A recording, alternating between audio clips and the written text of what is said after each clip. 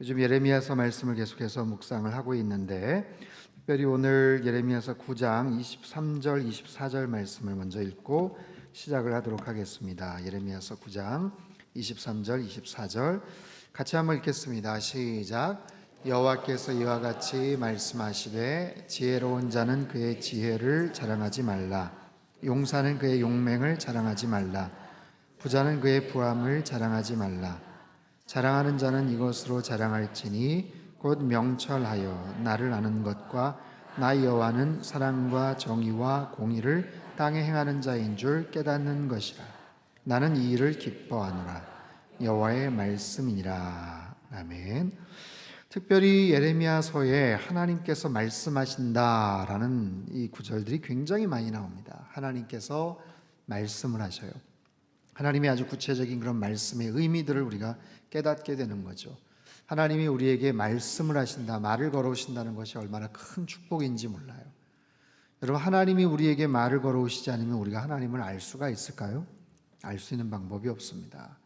우리와 하나님과는 본질적으로 다른 그런 존재이기 때문에 하나님께서 직접 말을 걸어오시지 않으면 우리가 하나님의 뜻을 깨달을 수 있는 방법이 없어요.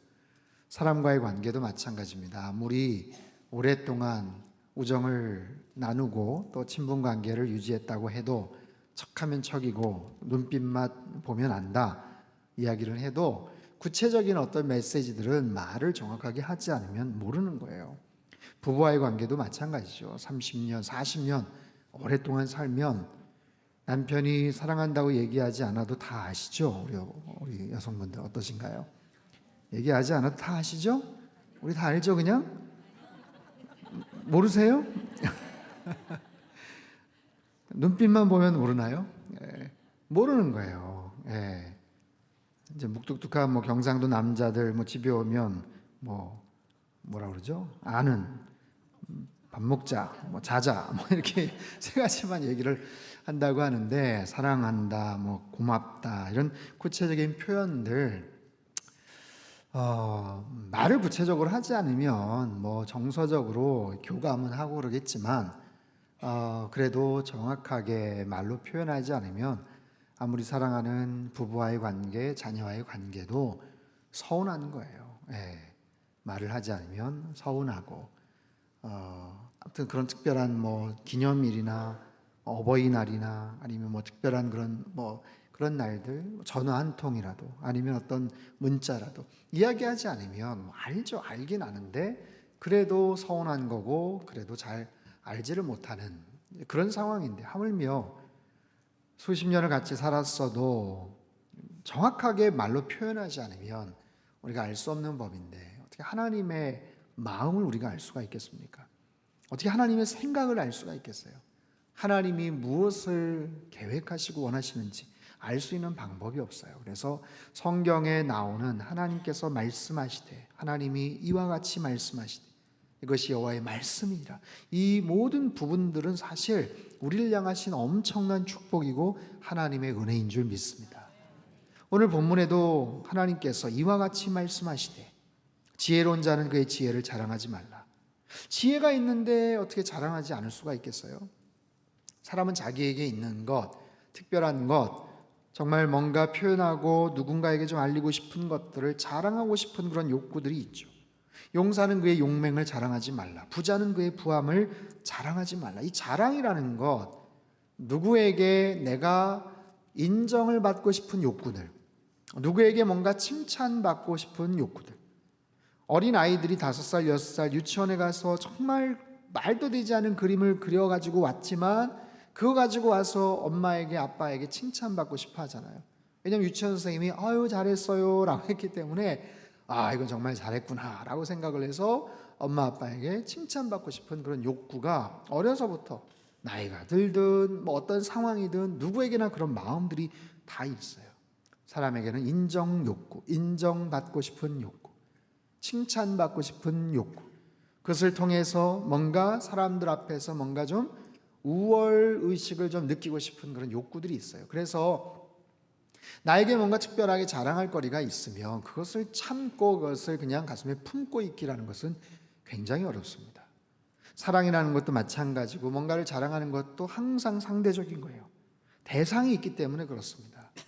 여러분 아무리 기가 막힌 금부치가 있고 정말 10캐럿, 20캐럿짜리 다이아 반지가 있다고 하더라도, 얼마나 정말 대단히 값비싼 보석이 있다고 하더라도 그거 가지고 혹시 무인도에 혼자 있다고 하는데 생각을 한번 해보십시오. 그 무슨 의미가 있어요? 그 무슨 의미가 있겠어요? 스포츠 선수들이 정말 엄청난 활약을 했는데 아무도 봐주는 사람이 없다면, 그것으로 인해서 누가 열광을 하고 자랑을 하고 칭찬을 해주는 사람이 없다면 그처럼 썰렁한 것이 어디 있겠어요? 그렇기 때문에 누구나 자기가 잘할 수 있는 것, 뭔가 좀 드러내고 싶은 것, 좀 부족하긴 했지만 그래도 이 정도면 잘하지 않았나 싶어서 슬쩍 물어봤는데 누군가에게 칭찬을 받을 때 그 감정, 그 기분이라는 것은 사실은 누구나 다 마찬가지죠. 그런 마음이 있는 거예요. 이 자랑하고 싶은 그 욕구의 중심에는 누가 있어요? 내가 있죠. 내 자신이 있습니다. 내 자신이 있어요. 내 자신의 욕구가 있어요. 내 자신이 자랑의 중심이에요. 그렇기 때문에 지혜를 자랑하고 용맹을 자랑하고 부함을 자랑하고, 그건 굉장히 자연스럽고 당연한 일인데 하나님이 말씀하세요. 자랑하지 마라. 너무나도 자연스럽고 당연한 건데 하나님이 말씀하시는 거예요.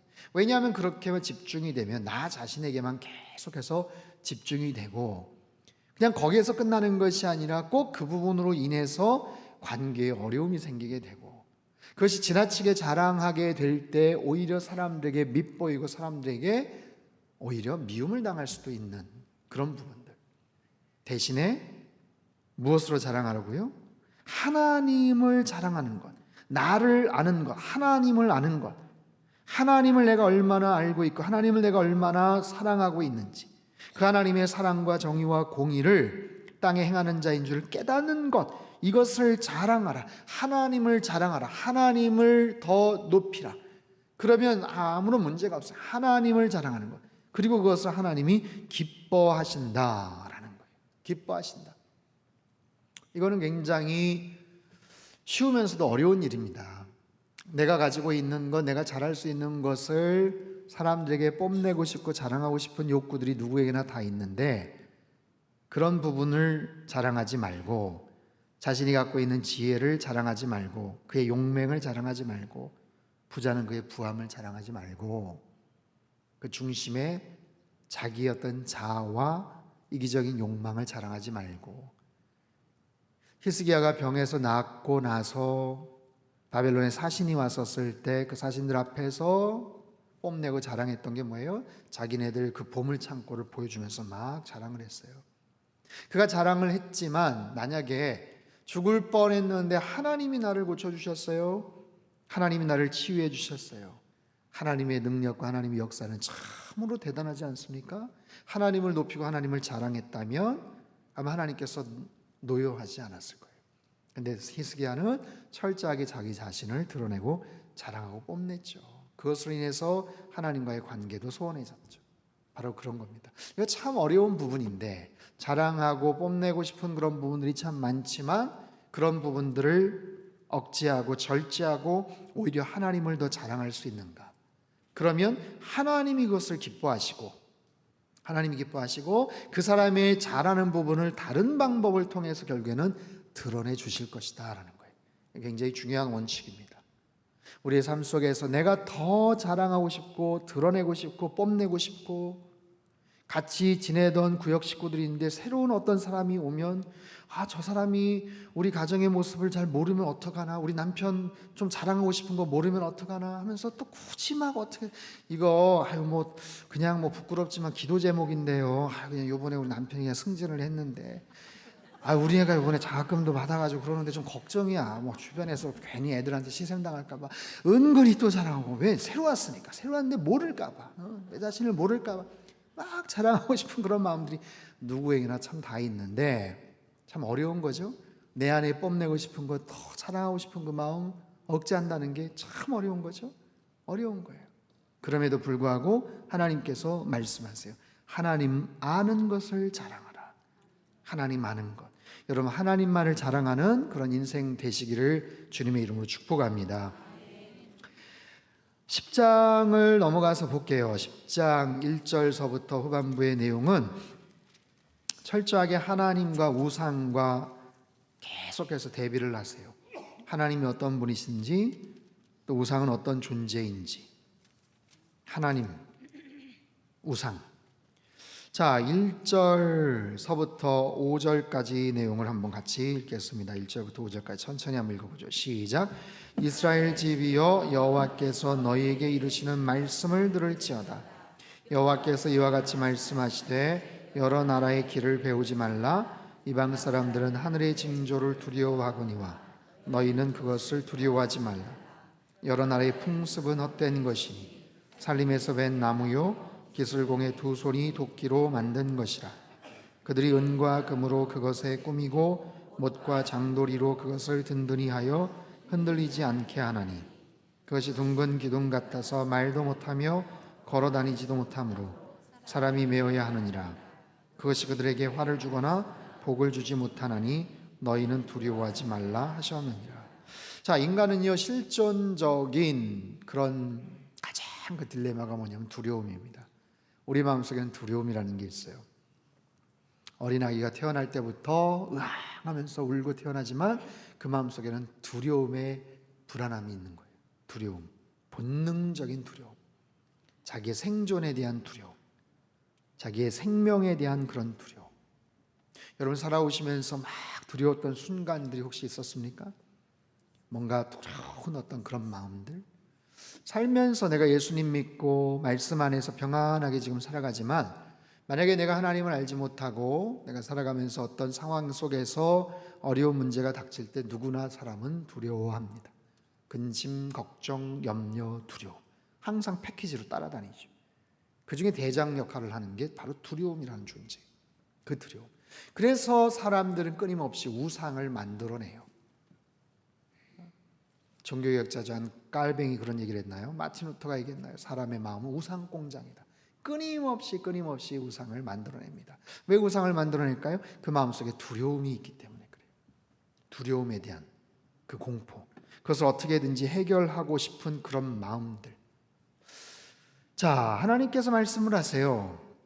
이방 사람들, 이방 나라에 그들이 믿고 그들이 섬기는 그런 부분들로 인해서 너희가 엉터리 지식들을 갖고 엉뚱한 그런 길들을 걸어가면 안 된다. 여러 나라의 길을 배우지 마라. 여러 이방 사람들의 그런 방법들, 세상에 수없이 많은 길들이 있지만 그 많은 길들을 어떻게 걸어갈 것인가 이방 사람들이 생각하고 그 사람들이 점을 치고 그 사람들이 걱정하는 것처럼 그런 부분 때문에 두려워하지 마라. 이방 사람들 하늘의 징조를 두려워한다. 이건 천체 이동이나 별자리를 가지고 측정을 하는 그런 부분이에요. 여러분 미래에 대한 두려움이 있고 공포가 있는 사람들은 끊임없이 뭔가를 점을 치고 그걸 가지고 뭔가를 측정을 하죠. 하다못해 이사 가는 것까지도 손 없는 날 그렇게 해서 이사를 간다면서요. 지난번에 홍콩 마카오 갔더니 거기 선교사님이 그 얘기 하시더라고요. 홍콩 사람들이 이사 갈 때도 그렇지만 가구 배치 하나도 그거를 컨설팅 해주는 약간 점쟁이 같은 사람들이 있다는 거예요. 들어와서 이제 이사하는 날짜는 말할 것도 없고 가구를 딱 배치를 하는데 어디 방향에다가 뭘 놓고 어디 방향에 침대를 놓고 어디 방향에다가 어항을 놓고 이거를 해주고 돈을 받는 그런 사람들이 있다는 거예요. 참 신기하죠. 대단한 거예요. 이사 날짜 언제 할까? 그런 거죠. 보통 그렇죠. 사실 우리 아이가 결혼을 한다. 언제를 할까? 서로 좋은 날짜 이렇게 하지만 그런 부분에서 하나님에 대한 신앙과 믿음이 없는 사람들은 걱정이 되는 거예요. 뭔가 염려가 되는 거예요. 그래서 그런 날에 대한 그런 길에 대한 어떤 선택에 대한 그런 염려들이 굉장히 많죠. 자, 3절을 보면 여러 나라의 풍습은 헛된 것이다. 여러 나라의 풍습, 이건 열방이 숭배하는 우상들, 여러 나라와 지역에서 나름대로 전통이고 관습이고 풍습이라고 말하는 것들이 다 헛된 것이다. 그래서 그들 앞에 절을 하는 것 다 우상이다. 살림에서 벤 나무요 기슬공에 두 손이 도끼로 만든 것이다. 우리나라도 천하 대장군, 지하 여장군 이런 것들 막 세워놓지 않습니까? 장승 같은 거 세워놓지 않습니까? 각 지역마다 그런 장승이나 돌이나 아니면 뭐 특별한 어떤 의미를 가지고 세운 그런 것들이 있죠. 배를 타는 사람들은 뱃머리에다가 뭔가를 특별한 거를 이렇게 막 붙여놓기도 하고, 운전 트럭 같은 거 오랫동안 하는 사람들은 나름대로 뭔가 그것을 막 부적처럼 이렇게 해놓기도 하고. 오래전에 필리핀에 갔었을 때 그 사람들 타고 다니는 찌푼이라는 게 있어요. 아무튼 트럭 같은 반 트럭을 개조한 그런 건데, 거기도 보면 그 앞에 꼭 그 성모 마리아 상이 꼭 하나 있고요. 거기 캐톨릭 신자들이 굉장히 비율이 높지만 사실 약간 변질된 그런 캐톨릭 교도들이 많죠. 마른 캐톨릭 성모에게 절을 하고 섬긴다고 하지만 굉장히 다양한 잡다한 신들이 다 거기 섞여져 있는 그런 종류였던 곳입니다. 그리고 다 거기는 있죠. 중국 사람들 운영하는 식당 같은 거 앞에 가면 꼭 무슨 관훈장 그런 거 해가지고 향불 같은 거 이렇게 피워놓고, 그런 것들을 계속해서 그들이 섬기고 그 앞에 절을 하는 거예요. 우리나라 사람들도 고사 지내는 거, 그렇죠? 고사 지내는 거 보신 적 있으세요? 고사 지내는 거. 왜 그 앞에다 고사를 지낼까요? 뭔가 걱정이 되는 거예요.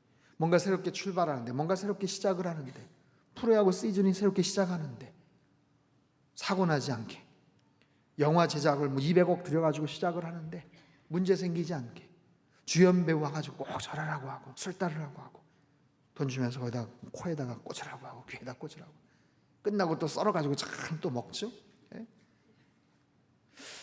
참 희한한 거예요. 그게 언제부터 유래가 됐는지는 모르지만, 에이 그냥 전통이야, 관습이야, 그냥 하는 거야, 그냥 와서 해. 아유 주일날 교회 뭐 알아서 일요일날 교회 다니든 말든 여기서 그냥 하라니까. 당신이 중요한 역할 맡았는데 안 하면 어떡할 거야, 이거 뭐 찝찝하면 당신 책임질 거야, 뭐 이런 식으로 자꾸만 이렇게 하는 거죠. 집을 하나 사거나 아니면 사업을 시작하거나 심지어는 자동차를 새롭게 구입을 해가지고 뭐 할 때도 그런 부분들에 대한 잘못된 풍속들, 잘못된 그런 마음들의 그 심중에는 두려움. 우리 모든 두려움에 대한 피할 수 없는 어떤 그런 실존적인 어떤 그런 한계들을 갖고 있어요. 실패하면 어떻게 하나 거기에 대한 두려움, 잃어버리면 어떻게 하나 상실에 대한 그런 두려움, 죽음에 대한 그런 공포, 두려움, 죄에 대한 그런 두려움, 수없이 많은 그런 두려움들.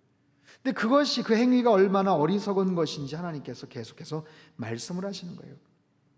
은과 금으로 그것을 꾸미고 못과 장돌이 그것을 든든히 흔들리지 않게 하나니 그것이 둥근 기둥 같아서 말도 못하며, 둥근 기둥 같다는 것은 이건 원문의 의미는 허수아비입니다. 허수아비, 들판에서 새들을 쫓아내는 그런 허수아비. 요즘 보셨나요? 허수아비? 추수 때 다니면서 허수아비 요즘 보이지 않습니다. 허수아비 잘 없어요 요즘. 왜 없어요? 새들이 똑똑해졌어요. 예. 새들이 속지를 않아요 이제. 허수아비 가지고 속지 않아요. 허수아비 위에서 떡하니 앉아가지고 어디 뭐 갈까, 오히려 휴게소로 씁니다. 휴게소로. 그러니까 요즘은 허수아비 가지고 안 돼요. 그래서 거기서 확성기로 뭐 소리를 나게 한다든지 아니면 바람에 따라서 이리저리 얼른거리게 하는 뭐 그런 걸 만든다든지 뭐 그런 거죠. 근데 그런 허수아비 같은데 말도 못하고 걸어다니지도 못하는데 그걸 섬기고 거기다 절을 하는 너희들이여, 그것이 그들에게 화를 주거나 복을 주지 못한다. 화를 주거나 복을 주지 못한다. 너희는 두려워하지 말아라. 여러분, 모든 우상 숭배, 우상을 섬기는 것은 다 헛된 것이고 그냥 헛된 것으로 끝나는 것이 아니라 하나님이 가증히 여기는 것이에요. 하나님께서 아주 불쾌하게 여기시는 거예요. 하나님께서 굉장히 자존심 상해하시는 거예요. 내가 너희를 어떻게 불러냈는데, 너희를 어떻게 내가 구원했는데 어떻게 나를 제외한 다른 존재에게 그렇게 허망하게 절을 하냐.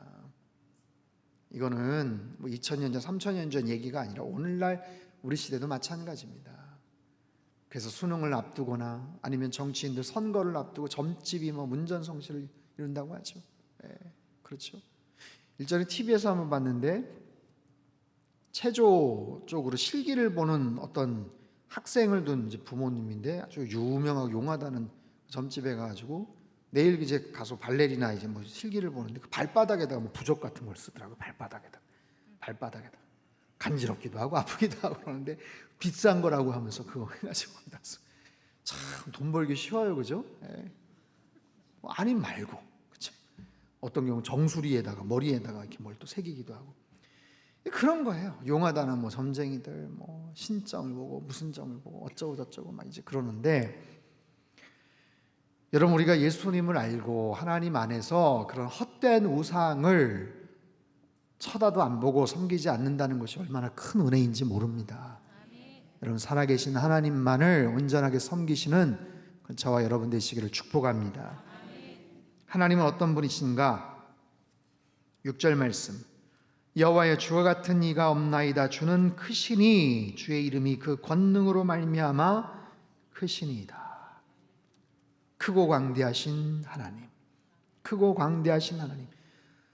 이건 뭐 이방의 우상들하고 뭐 비교를 하거나 뭐 줄을 서거나 아니면 재보자고 하는 어떤 그런 종류가 아니에요. 사실 이건 본질적으로 다른 거죠. 하나님은 창조주 되신 하나님이시고 세상의 모든 신들 우상들은 다 만들어낸 그런 신, 인간의 상상력이나 인간의 두려움으로 인해서 만들어진 헛된 그런 우상들이죠.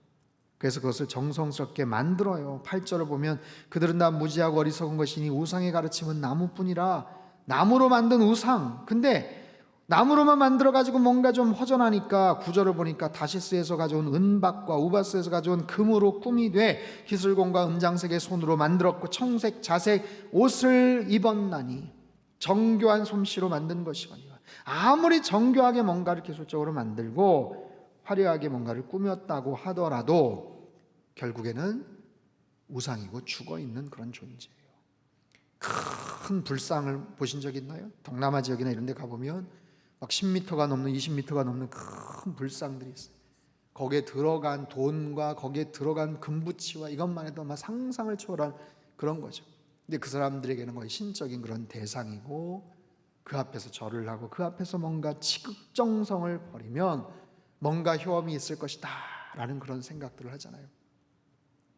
그거 자체는 굉장히 헛된 거고 우상이지만 사단이 그것을 또 이용을 하죠. 사단이 지난번에 그 조혜린 집사님 오셔서 그 얘기하셨잖아요. 남묘호랭개교 거기서 무슨 특별한, 직접 간증은 안 하셨죠. 제가 아마 설교 때 인용을 했던 것 같은데 특별한 뭐 기도회 10시간 100일 동안 기도를 10시간 하루에 10시간씩 하는 그런 기도에 다 참석을 해서 한 가지 남묘호랭개교만 계속 주문해 오듯이 정말 수천만 번 그렇게 했겠죠.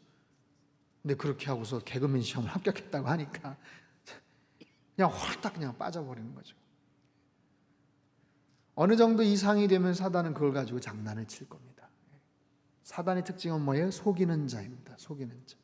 정말 쉽게 사업을 하는 거예요. 사단은 자기가 뭘 애써서 막 하지 않아요. 인간이 갖고 있는 욕심, 인간이 갖고 있는 본능적인 두려움으로 뭔가를 만들어 놓고 세팅을 해놓고 거기에다가 뭔가 신적인 것들을 막 부여하고 싶은 그런 마음이 있었을 때 사단이 와서 슬쩍 장난을 치면 그냥 홀라당 넘어가 버리는 거예요. 얼마나 쉽습니까? 사단이 일하는 게 바로 그런 방식이죠. 딴지 걸고 옆에서 틱틱하고. 욥이 얼마나 신실하게 믿음 생활했는데 하나님 앞에 슬쩍 아주 빈정돼서 욥에게 고난을 당하게 하는 그런 모습. 사단의 전형적인 그런 수법이죠. 자, 그에 반해서 하나님은 어떤 분이신가? 10절 11절을 우리가 같이 한번 읽어볼까요? 10절 11절 시작. 오직 여호와는 참 하나님이시요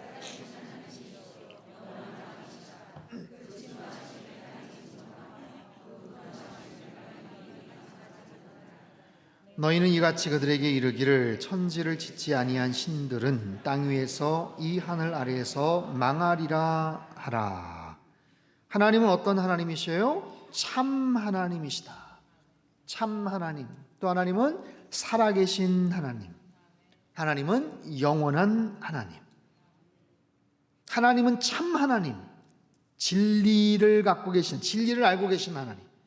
그리고 참이라는 것은 거기에 어떠한 가공물이나 아니면 어떤 혼잡한 것들이 섞이지 않은 그냥 오리지널리티, 그냥 그 자체, 원본 자체, 그냥 처음 근원 자체, 그런 하나님, 가장 순수하신 하나님, 마음이 왔다 갔다 그냥 그렇게 바뀌시는 그런 하나님이 아니라 진실하신 하나님, 진리의 하나님, 그래서 하나님을 묵상하고 하나님의 말씀을 계속해서 보면 우리에게 지혜가 생기는 거예요. 지혜라는 건 뭐예요? 내가 무엇을 할까 하지 말까, 참과 거짓을 구분해낼 수 있는 능력, 내가 갖고 있는 지식이 있는데 그 지식을 어떻게 활용할까 하는 것을 쓸 수 있는 그런 방법들. 그래서 하나님 말씀을 계속해서 묵상하면 그 사람이 학식이 어떻게 되는지, 세상적으로 얼마나 공부를 많이 했는지, 학위가 있는지 없는지 그거하고 상관없는 하나님이 주신 특별한 영적 지혜가 있어요. 저와 여러분에게 하나님이 주신 영적 지혜가 충만하기를 바랍니다. 하나님이 주신 지혜, 이건 하나님이 참 하나님이시기 때문에. 또한 살아계신 하나님, 하나님이 살아계셔요. 세상의 모든 것들은 살아서 존재하는 시간들이 있지만 결국에는 유통기한이 있습니다. 그렇죠? 시간은 항상 존재하지 않아요. 흐름과 함께 소멸됩니다. 땅에 묻혀요. 유통기한이 있어요. 끝내야 될 시간이 있어요. 매듭을 짓고 떠나야 될 시간이 있는 거예요. 그러나 하나님은 생명 그 자체이시기 때문에, 살아계신 그 하나님, 살아계시기 때문에 능력이 있다는 거죠. 살아계시기 때문에 생명이 있다는 거죠. 살아있는데 700년, 1000년 살아계시는 게 아니라 영원히 살아계시는 그 하나님, 존재의 원천이 되시고 처음과 나중이 되시는 그 하나님, 저와 여러분이 믿고 계시는 하나님이 바로 그런 하나님이시다라는 사실, 여러분 하나님을 더 많이 묵상하고 주님을 더 많이 묵상할 때 우리 앞에 놓여있는 크고 작은 염려, 근심, 걱정이 다 사라지고 쪼그라드는 은혜가 있게 되기를 바랍니다. 그것만 바라보면 우리는 겁이 덜컥 나요. 어떻게 할까? 엄습당합니다.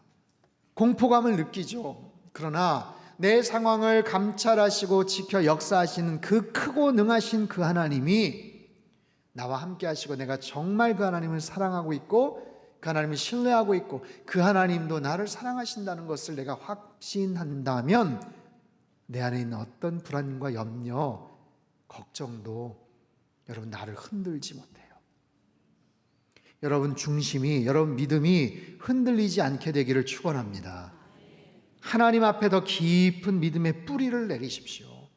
하나님 앞에 깊은 말씀의 뿌리를 내리십시오.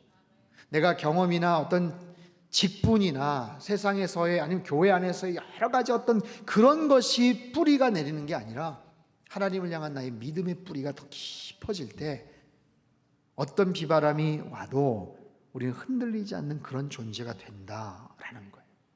너희는 이같이 그들에게 이르기를 천지를 짓지 아니한 신들은 땅 위에서 이 하늘 아래에서 망할 것이다. 결론이 뭐냐면 망하는 거예요. 우상을 섬기는 자들은 망합니다. 자기네들이 만들어낸 신과 함께 망합니다. 그리고 그 기간 동안 그들은 헛된 시간들을 보냅니다. 헛된 시간들을 보내고 헛된 돈을 씁니다. 그래서 인생에서 하나님을 만나는 것이 얼마나 큰 축복인지 몰라요. 그냥 하나님 알고 내가 예수님 믿고 천국은 가는구나, 당연한 얘기지만, 여러분 궁극적인 그런 축복이긴 하지만 그 사실로 인해서 인생에 내가 그분을 아는 만큼의 시간 동안 질적으로 양적으로 변화될 수 있다는 사실을 여러분 아십니까? 그렇기 때문에 내가 헛된 시간을 소모하지 않고 헛된 돈을 낭비하지 않고 살아계신 하나님 앞에 온전한 모습으로 내가 집중하며 살아갈 때, 내가 하나님 앞에서 했던 모든 것들은 하나님이 다 인정하시고 거두어 주시는 그런 시간이 되고 물질이 될 것이고, 그렇지 않은 우상을 섬겼던 사람들은 그 모든 것들 하나 다 이거는 쓸데가 없어, 이거는 쓸모없어, 이거는 꽝이야, 이거는 제로야, 너 해봐야 소용없어, 너 쓸모없이 여태까지 허둥지둥한 거야, 허망한 생활한 거야. 결론은 뭐예요? 그렇게 하고도 망할 것이다. 망할 것이다. 그래서 내가 하나님 믿는 것이 얼마나 큰 축복인지, 하나님 알지 못하는 사람에게 내가 복음을 전해야 되는 이유가 왜 정말 전해야 되는지, 안 그러면 망하니까, 안 그러면 쓸데없는 삶을 사니까 그게 안타까운 거고 그게 불쌍한 거예요. 열심히 나름대로 뭔가를 지위를 갖고 열심히 뭔가를 인정받으며 살아가는 것 같지만 하나님의 관점으로 볼 때는 하나도 쓸모 있는 것이 없는 그런 인생, 하나님 앞에서 하나도 건질 것이 없는 그런 인생으로 살다가 결국에는 망하리로다. 안타까워요.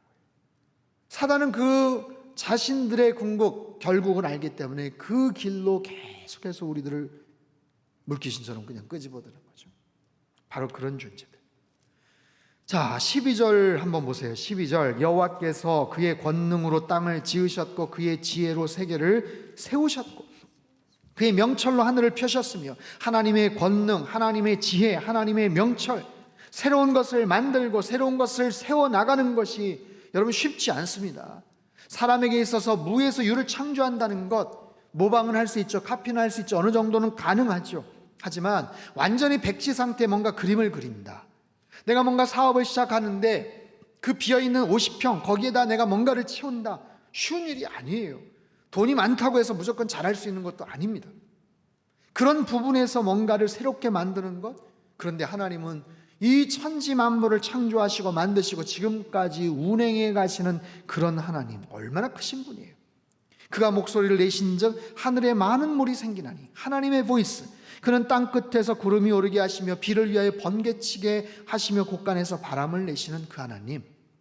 그런데 그에 반해서 사람마다 14절, 사람마다 어리석고 무식하도다. 은장이마다 자기의 조각한 신상으로 말미암아 수치를 당하게 될 것이다.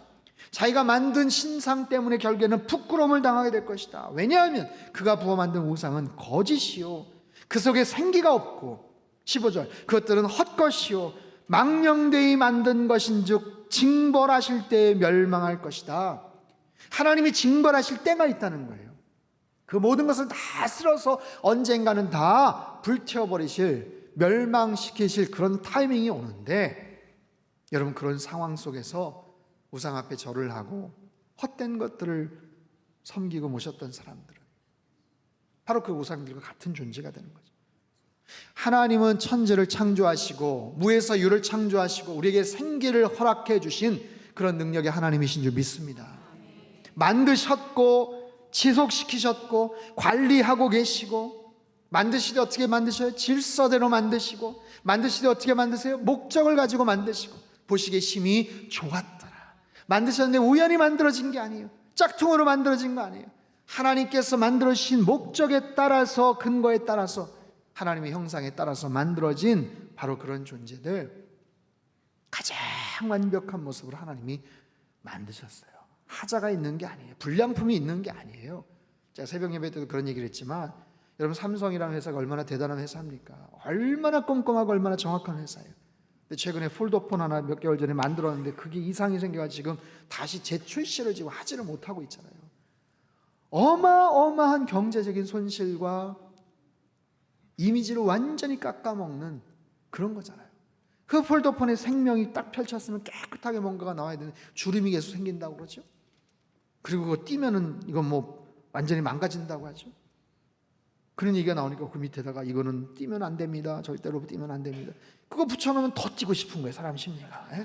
확인해보고 싶은 거예요. 진짜로 안 되나? 그래서 안 되는 거예요. 값도 뭐 엄청나게 비싸다고 하는데 얼마나 큰 이미지 손실이에요. 지금까지 잘 쌓았던 세계 최고의 기업, 인류 최고의 그런 기업의 정말 역작품인데 거기에서도 그런 하자가 생기고 오류가 생기는 것을 보면, 여러분 인간이 만든 그런 작품들은 완벽한 게 없어요. 그냥 최선을 다해서 어느 정도 일정 수준 이상은 가능할지 몰라도, 그러나 하나님은 실수가 없으신 하나님, 실수가 없으신 그 하나님, 저와 여러분은 실수가 없이 여기까지 인도하신 하나님을 여러분 신뢰하시기를 바랍니다. 내가 여기 그냥 우연히 온 게 아니에요. 이 자리에 우연히 온 게 아니고 하나님의 선하신 그 섭리와 은혜와 능력과 기가 막힌 타이밍 속에서 여기까지 왔음을 여러분 날마다 믿고 고백하실 수 있게 되기를 바랍니다. 자, 우리 금요일 날 본문인데요, 언약에 대한 말씀을 좀 하고 정리를 좀 하겠습니다. 10절서부터 12절까지 말씀, 11장 10절에서 12절까지 말씀입니다. 같이 한번 읽어볼까요? 시작. 그들이 내 말 듣기를 거절한 자기들의 선조의 죄악으로 돌아가서 다른 신들을 따라 섬겼은즉 이스라엘 집과 유다 집이 내가 그들의 조상들과 맺은 언약을 깨뜨렸도다. 그러므로 나 여호와가 이와 같이 말하노라. 보라, 내가 재앙을 그들에게 내리리니 그들이 피할 수 없을 것이라. 그들이 내게 부르짖을지라도 내가 듣지 아니할 것인즉 유다 성읍들과 예루살렘 주민이 그 분향하는 신들에게 가서 부르짖을지라도 그 신들이 그 고난 가운데서 절대로 그들을 구원하지 못하리라. 자, 10절을 다시 한번 띄워주시면 그들이 내 말 듣기를 거절한 자기들의 선조의 죄악으로 돌아가서, 그들이라는 것은 이 멸망 직전의 남유다 백성들이에요. 자기들의 그 선조의 죄악처럼 다른 신들을 따라 섬겼으니까 이스라엘 집과 유다 집이 내가 그들의 조상들과 맺은 언약을 깨뜨렸다. 누가 깨뜨렸다고요? 이스라엘 집과 유다 집이, 유다 백성들이 뭘 했다고요? 언약을 깨뜨렸다. 언약을 깨뜨렸다. 내가 그들의 조상들과 맺은 언약을 깨뜨렸다. 하나님과 이스라엘 백성 사이에 맺은 언약을 깨어버렸어요. 파기했어요. 약속을 일방적으로 깼어요. 이거는 그러면 안 되죠. 하나님과 맺은 약속, 하나님과 언제 약속을 맺었나? 이스라엘 백성들이 출애굽하면서 하나님이 시내산에서 십계명 돌판을 주시고 성막을 완공할 수 있게끔 하실 때 아주 중요한 언약을 그들과 체결하세요. 소위 말해서 시내산 언약인데, 자, 출애굽기 19장 4절에서 6절 말씀을 자막을 통해서 한번 같이 읽어보도록 하겠습니다. 천천히 한번 읽어보죠. 시작. 내가 애굽 사람에게 어떻게 행하였음과 내가 어떻게 독수리 날개로 너희를 업어 내게로 인도하였음을 너희가 보았느니라. 세계가 다 내게 속하였나니 너희가 내 말을 잘 듣고 내 언약을 지키면 너희는 모든 민족 중에서 내 소유가 되겠고 너희가 내게 대하여 제사장 나라가 되며 거룩한 백성이 되리라. 너는 이 말을 이 말을 이스라엘 자손에게 전할지니라 했던 이유가 뭐예요? 이 언약이 계속해서 자손들까지 유효된다라는 뜻이에요. 하나님과 그들과 맺었던 그 언약이 계속해서 자자손손 이어지는 아주 영구히 불변하는 그런 언약이다라는 거예요. 그 언약 관계가 체결이 되었을 때 하나님은 그들을 철저하게 보호해 주십니다. 왜냐하면 하나님의 백성이기 때문에. 내 말대로 순종하면 내가 너희들에게 복을 줄 것이다. 내 말대로 순종하면 너희가 정말 잘 될 거야. 신명기 28장에 나오는 그런 약속이 있지만, 그래서 하나님과 이스라엘 백성들 사이에 그 체결된 언약 안에서 나름대로 그런 좋은 관계들이 이어져 왔었어요. 하나님이 그들을 사랑하셨으니까. 그래서 고난이 있고 어려움이 있을 때 그들이 하나님 앞에 부르짖으면 하나님은 응답하시죠. 그 기도에 응답을 하셨어요. 이스라엘 백성들이 말씀대로 순종을 하면 하나님이 그 모습을 보시고 축복을 하셨어요. 언약 관계에서 맺어지는 그런 서로 간의 어떤 give and take, 하나님의 일방적인 사랑이긴 하지만 그런 관계가 체결이 되어서 지금까지 잘 왔는데 하나님께서 말씀하시는 거예요. 너희가 언약을 깼다라는 거예요. 너희가 언약을 파기했다라는 거예요. 지속적으로 그 언약을 깨트리지 않기 위해서 하나님께서 계속해서 그들에게 말씀을 하세요.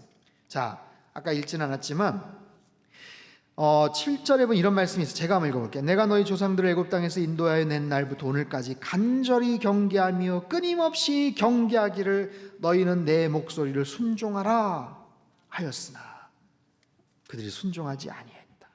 귀를 기울이지 않았다. 악한 마음에 완악한 대로 행하였다. 그래서 그들이 행하지 아니한 이 언약의 규정대로 그들에게 이루게 하였다. 언약이 깨어지고 말아요. 여러분, 언약이 깨어지면 어떻게 되는지 아세요? 하나님께 부르짖어도 하나님이 응답하지 않으십니다. 말씀하세요. 내게 부르짖을지라도 내가 듣지 아니할 것이다. 그러니까 그들이 우상을 찾습니다. 우상 앞에 절을 하고 우상 앞에 간절하게 부르짖지만 그들의 신들은 응답할 수 있는 존재가 아니에요. 하나님은 응답하지 않으신 거고 그들은 우상들은 응답할 수가 없어요.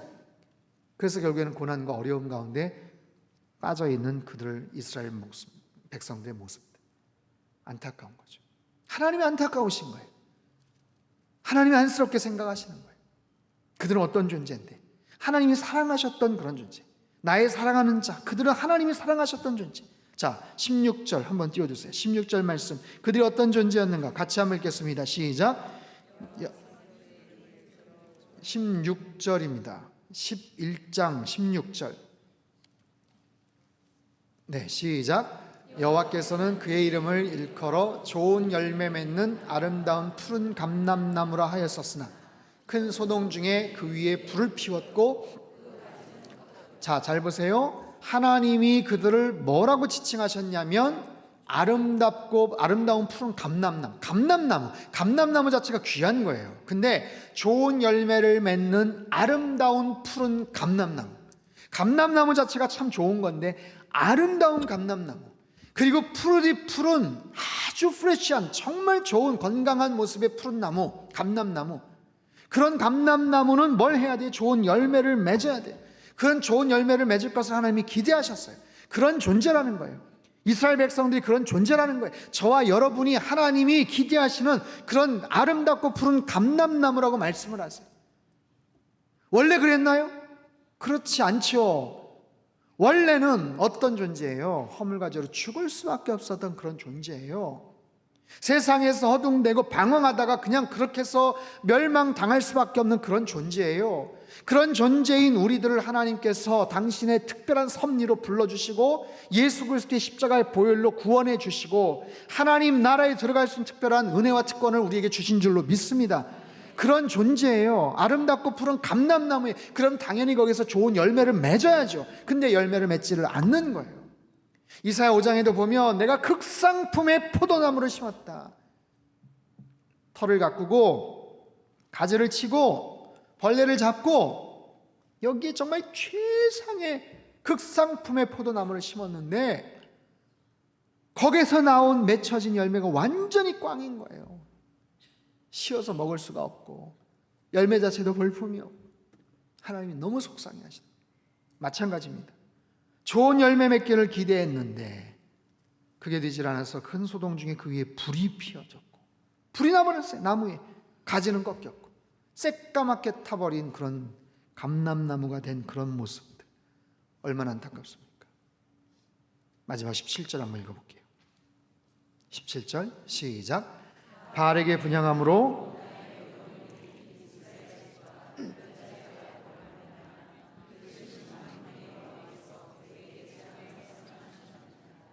유다 집에 악으로 말미암아 재앙을 선언하셨다. 여러분, 성경은요 가만히 보면 굉장히 중요한 도식들이 있습니다. 수학에 있어서 공식과도 같은 거예요. 네. 악으로 말미암아 재앙이 선언됐다. 야고보서 1장 15절에 보면 욕심이 잉태한 즉 죄를 낳고 죄가 장성한 즉 사망을 낳느니라, 이런 말씀이 나오죠. 우리 안에 욕심이 있어요. 욕심이라는 것 자체가 굉장히 좋은 의미에서 사용이 될 수 있습니다. 근데 그 욕심이 잘못해서 자라서 죄가 형성이 되고 죄로 말미암아 사망이 되는 거예요. 여러분, 죄라는 것, 그 죄로 인해서 재앙이 되는가? 근데 여기 본문을 보면 악으로 말미암아 재앙을 선해요. 여러분, 죄라는 것은 정말 악한 마음에 의해서 죄가 나타날 수도 있지만 때로는 우발적인, 충동적인, 때로는 실수로, 때로는 잘못으로 그런 죄된 행위를 할 때도 있어요. 그렇죠? 하지만 거기에 대한 결과, 거기에 대한 심판의 내용은 굉장히 혹독한 거죠. 근데 악한 마음이 있기 때문에 그것이 죄로 나타날 수도 있지만 죄가 아주 단단하게 켜켜이 쌓이면 그것을 악이라고 하는 거예요. 저 사람이 죄인이다, 저 사람이 죄를 졌다, 그것은 죄된 행위에 대한 어떤 부분들이 포커스가 맞춰져 있다면, 악이라는 것은 의도, 중심, 내용, 심중, 거기에 나타난 표출된 어떤 행위적인 결과들, 여기까지 나타나는 거예요. 그래서 죄보다 훨씬 더 큰 개념이 악이죠. 저 사람 진짜 악한 사람이네, 못됐다라는 것보다 더 악하다라는 거예요. 실수나 감정적으로 정당방위 차원에서 죄를 질 수 있지만 악이라는 것은 그렇지 않아요. 그보다 훨씬 더 큰 개념. 근데 그 악으로 인해서 재앙이 임하게 된다. 단순한 개인의 사망이 아니라 재앙이라는 건 훨씬 더 포괄적인 그런 개념으로서 설명이 됩니다. 여러분, 성경은요 우리에게 참 많은 정보를 제공을 합니다. 우리가 어떻게 해야 이 땅에서 형통하게 살 수 있는지, 우리가 어떻게 해야 내 안에 근심, 걱정, 두려움을 탈피할 수 있는지, 지난주 설교 때 같이 나눴던 것처럼 어떻게 해야 우리 갈등을 잘 해결할 수 있는지, 여러분, 성경에서 말씀하시는 그 진리와 그 방법들을 자꾸만 보고 적용하면 우리가 지혜로운 사람이 된다니까요. 어떻게 했을 때 이런 재앙들이 펼쳐지는지, 그냥 어떻게 단순히 우연히 아니면 자연적인 어떤 이런 문제가 생겨서도 있겠지만 그 중심에 악한 어떤 그런 마음들, 그런 것들이 서로 충돌할 때 이런 재앙으로도 나타나게 되더라라는 거예요. 사랑하는 성도 여러분, 우리가 살면서 지금까지 하나님을 알고 예수님 안에서 믿음 생활을 잘 할 수 있다는 것이 얼마나 큰 축복인지 모릅니다. 좋은 교회에서 믿음 생활을 할 수 있는 것이 큰 축복이라는 사실을 여러분들 기억하며 하나님 앞에 고백하며 사시길 바랍니다. 내가 이 자리에 와서 하나님을 알고 하나님을 찬양하는 것, 여러분 그 마음과 그 중심이 떠나지 않을 거 아니에요. 저는 올해까지만 이렇게 믿어보고요, 글쎄 내년에는 잘 모르겠어요, 그런 거 아니잖아요. 그렇죠? 그런 분 계세요? 그런 분 없잖아요. 이렇게 주님 앞에 왔으면 내가 죽을 때까지 그 하나님을 우리가 섬기며 살아가는 거 아니겠어요? 그 사실이 얼마나 큰 은혜입니까? 내가 하나님을 안다는 것, 내가 그 주님을 사랑한다는 것, 주님이 나를 사랑한다는 것, 말씀을 내가 안다는 것, 말씀에 깨우치는 이 귀한 말씀들, 내가 전혀 알지 못했지만 내가 어떤 존재다? 아름다운 푸른 감람나무 같은 존재다. 그래서 하나님 앞에 좋은 열매를 맺을 수 있는 그런 존재다. 내가 그 하나님을 향해서 바라보고 주님과 접붙여서 하나님과 안에서 살아가면 우리에게는 좋은 열매가 나타나는 거예요. 내가 이를 악물고 길을 쓰고 나에게 특별한 재능이 있어야 다른 사람보다 더 좋은 열매가 맺고, 이게 아니라 우리 각자에게 주신 재능과 탤런트에 맞춰서 내가 열심히 주님과의 좋은 교제를 해나가면 그 하나님께서 나를 통해서 좋은 열매를 거두시게 되더라. 올해 남은 평생 하나님께만 영광 올려드리며 사시기를 주님의 이름으로 축복합니다. 여러분 절대로 우상 앞에 절하지 않게 되기를 바랍니다. 절대로 하나님 외에 다른 존재의 내 마음을 빼앗기지 않게 되기를 바랍니다. 그 모든 것은 다 쓸데없는 것이고 허망한 짓이다라고 말씀을 하세요. 그 하나님만을 온전하게 섬기는 참된 믿음의 사람들로 사시기를 주님의 이름으로 축복합니다. 우리 시간 찬양한 같이 하겠습니다. 살아계신 하나님 아버지, 한 주를 마감하며 일과를 마치고 피곤하고 지친 육신이지만 주님 자리 나와 말씀 앞에 저희들 귀를 기울이며 하나님의 높고 위대하심을 찬양할 수 있도록 기회 주신 것 감사를 드립니다. 말씀하시는 하나님, 하나님께서 우리에게 다가와 말을 걸지 않으시면 우리가 어찌 하나님의 성품이, 하나님의 능력이, 하나님의 계획이, 하나님의 의도가 무엇인지를 우리가 감히 알 수가 있겠습니까? 말씀을 통해서, 성령님을 통해서 우리에게 깨우치시는 그 놀라우신 주의 음성에 저희들 청종하며 그 말씀 따라 순종하며 살아가는 저희들 되게 도와주시옵소서. 우리들은 하나님과 언약을 맺은 귀한 언약의 백성입니다. 어떠한 경우에도 우상 앞에 절하지 않게 도와주시고 언약을 깨트리지 않도록 주께서 도와주시옵소서. 우리가 부르짖을 때 주님께서 응답하시고 우리가 말씀대로 순종할 때 하나님께서 복을 주시는 하나님 좋은 관계가 계속해서 유지가 될 수 있도록 주님 역사하여 주시옵소서. 하나님 어떠한 경우에도 우리 자신을 자랑하지 않게 도와주시고 하나님을 아는 것과 주님의 높고 위대하심을 더욱더 자랑하며 영광 올려드리는 우리의 삶이 되게 주님 역사하여 주시옵소서. 나라와 민족을 위해서 기도하였고 우리 교회를 위해서 기도하였고 해외에서 목숨 걸고 수고하시는 우리 선교사님들을 위해서 기도하였습니다. 하나님 특별히 환우들을 위해서 기도하였습니다. 주님 상한 갈대를 꺾지 않으시고 꺼져가는 심지를 끄지 않으시는 주님의 긍휼하심으로 우리 모든 환우들의 연약한 부위들을 주님께서 안수하여 주실 때 급속한 치유가 있게 하여 주시옵소서. 모든 우울증과 힘들고 어려운 모든 여러 가지 연약함 속에서 주님께서 고쳐주시고 나음을 얻게 하여 주시옵소서. 주님 이 나라의 향방이 어디에 달려 있습니까? 주님께서 인도하시고 하나님께서 이끌어 주시는 대로 나아가게 될 줄 저희들이 알고 있사오니 그저 겸손하게 주님 앞에 나아가 기도하게 하시고 대통령과 모든 위정자들이 하나님 아버지 겸손한 마음을 가지고 잡으러 맡겨진 여러 가지 직분들 성실하게 정직하게 잘 감당케 도와주시옵소서. 한국교회에 새로운 능력을 허락하여 주시옵소서. 그것은 부활의 능력이요 십자가의 능력이요 보혈의 능력인 줄 믿습니다. 다시 말씀 앞에 집중하게 도와주시고 더 낮고 겸손한 모습을 가지고 하나님 앞에 나아가며 하나님 세상을 섬기는 선교지 교회들이 다 될 수 있게 도와주시옵소서. 우리 상당교회를 통하여 청주 땅이 복을 받게 도와주시옵소서. 하나님 아버지 예배가 중심이 된 선교적 교회로 말미암아 하나님 이 땅 가운데 하나님의 나라를 더욱더 힘있게 확장시켜 나가는 우리 교회가 될 수 있도록 주님 축복하여 주시옵소서. 아버지 하나님 참으로 우리가 간절하게 기도하는 모든 제목들, 특별히 가정마다 하나님 일터와 자녀들과의 관계와 특별히 하나님과의 영적인 그런 생활들, 관계들 소원한 적이 있었다면 주님 앞에 다시 엎드리게 도와주시고 주님 앞에 다시 집중하는 그런 결단의 시간 되게 도와주시옵소서. 우리의 힘으로 해결할 수 없는 많은 문제들이 있습니다. 주님, 우리의 연약한 마음들, 주님, 홀로 주님 앞에 간구하며 눈물을 냈던 그런 모든 불면의 밤들을 주님께서 기억하여 주시고 위로하여 주시옵소서. 간절한 기도 제목들마다 가장 정확한 때에 가장 정확한 방법으로 주님께서 응답해 주실 줄로 믿습니다. 주님 역사하여 주시옵소서. 성령 하나님, 이번 주일 성령 강림절입니다. 오순절 마가의 다락방에 임했던 성령님의 놀라운 은혜와 능력이 하나님 우리 성당께 성전 안에 가득가득 운행하여 주시옵소서. 불처럼 바람처럼 임하여 주시옵소서. 주님, 성령님을 사모합니다.